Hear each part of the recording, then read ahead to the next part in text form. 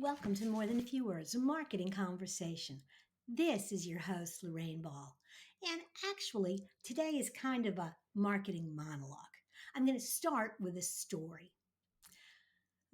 I was about 4 years old and I went into a bakery with my dad.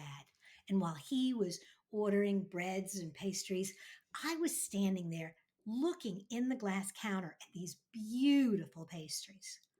Eventually, my dad looked down and he says, Lanie, do you want one? Yes, Daddy. And so the woman reaches behind the counter and she gets me a Charlotte Russe. Now, if you're not from New York, you may not know what a Charlotte Russe pastry is.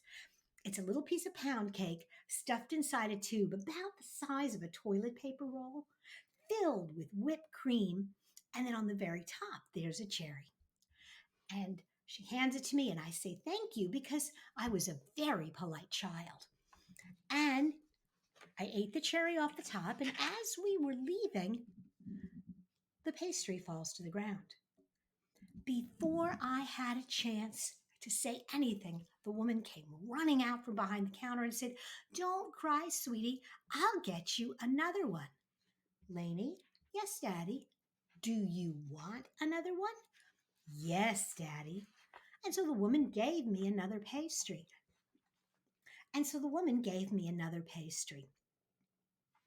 This time, as we were leaving, I ate the cherry off the top, and it was immediately obvious that I dropped the pastry on the floor.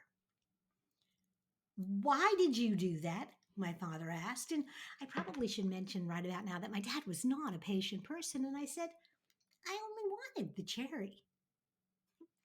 What we had was a failure to communicate. My dad was talking about pastries. I was talking about cherries. Anyone who has spent any time with children has probably had this experience where they were talking about something and the children really didn't understand. That's because children come into a conversation with a much more limited range of information. They have a more limited worldview and they don't always know what you're talking about. From this limited perspective, they often miss subtleties or even the main part of the conversation.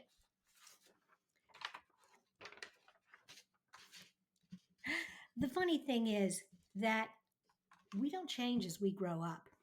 We each enter conversations with limitations and gaps in our knowledge base and our skill set, and yet people often use technical jargon laden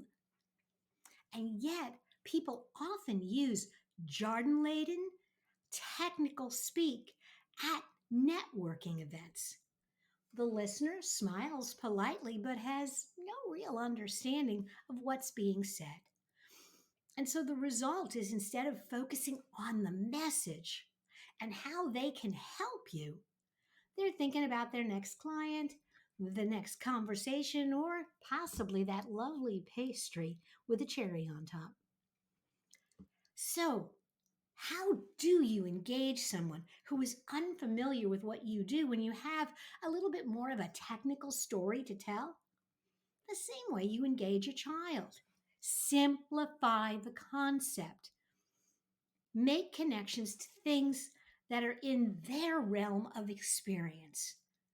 Just for practice, before you go out to a networking event, imagine that you've been invited to Mrs. Jones's second grade classroom, and she has just asked you to tell the children what you do. If you can simplify the message for an audience of 10-year-olds, you can find something somewhere in between for that room full of adults.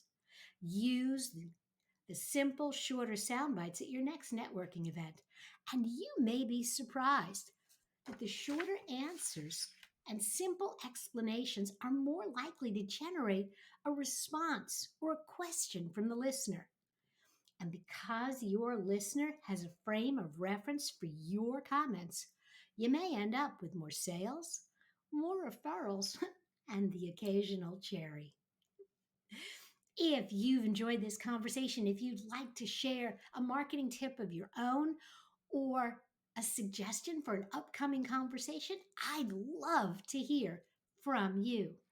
Look for the Let's Chat button on all my social profiles and at morethanafewwords.com. This has been another episode of More Than a Few Words. Thanks for listening.